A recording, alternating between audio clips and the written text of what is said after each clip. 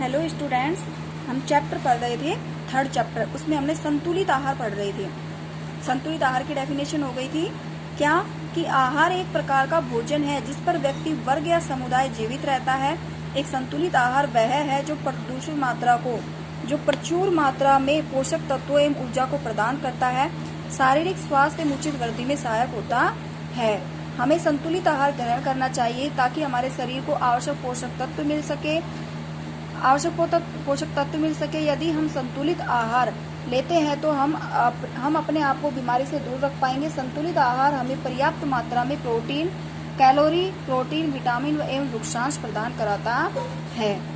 ठीक है, ये हमें इसका डाटा दे रखा है कि हमें पर डे में कितना क्या करना चाहिए। यानी कि जो सब्जियां हैं वो हमें प्रति 100 ग्राम अपने भोजन में लेनी चाहिए। अनाज प्रति 100 ग्राम डेली भोजन में लेना चाहिए। फल होता है वो भी प्रति 100 ग्राम डेली भोजन में लेना चाहिए। अब आता है कि भोजन की कमी के कारण होने वाले रोग एवं विकलांगता। यानी कि हमारे शरीर में अगर भोजन की कमी होती है, हमारी जो भोजन की कमी हो जाती है तो भोजन के जो पोषक तत्व होते हैं ना, उसकी हमारे शरीर में कमी होती है। तो देखो, भोजन की कमी से होने वाले रोग क्या है। अच्छे स्वास्थ्य के लिए संतुलित आहार एक अति आवश्यक कारक है। भोजन में पोषक तत्वों की कमी के कारण अभाव जनित रोग उत्पन्न हो जाते हैं। बच्चों के लिए दूध एक कच्चा भोजन है।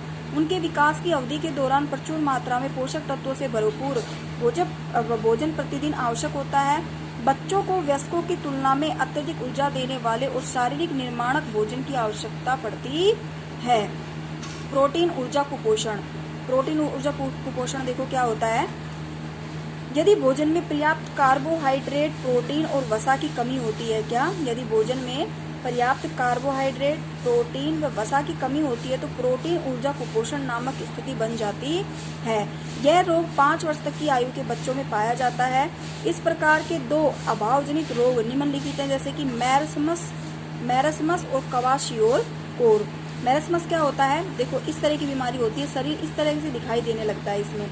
यह रोग प्रोटीन और कार्बोहाइड्रेट की कमी के कारण होता है। इसमें बच्चे के पैर और अन्य अंग उसकी आयु वर्ग के बच्चों की तुलना में पतले होते हैं।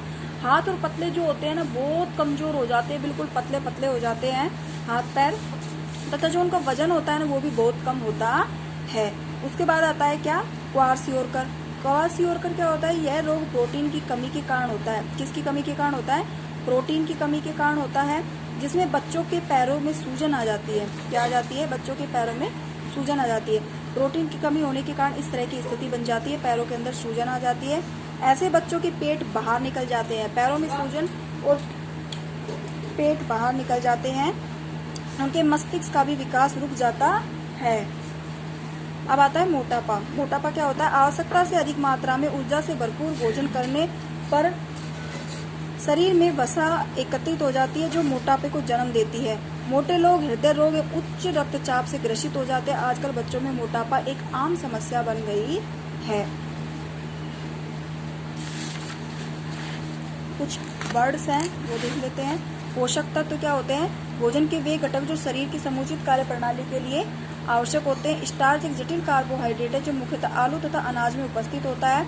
वृक्षांश ये भोजन को पचाने वाले रेशे होते हैं जो मुख्यतः वनस्पति पदार्थों में पाए जाते हैं। प्रोटीन यह शरीर का निर्माण करने वाला भोजन है जिससे जंतु तथा पौधे दोनों से प्राप्त किया जा सकता है। बेरी यह एक अभावजनित रोग है जो हमारे आहार में विटामिन बी की कमी से होता है। संतुलित आहार वह है जो पर्याप्त मात्रा में जल और रेशों के साथ सभी पोषक तत्वों को प्रदान करता है।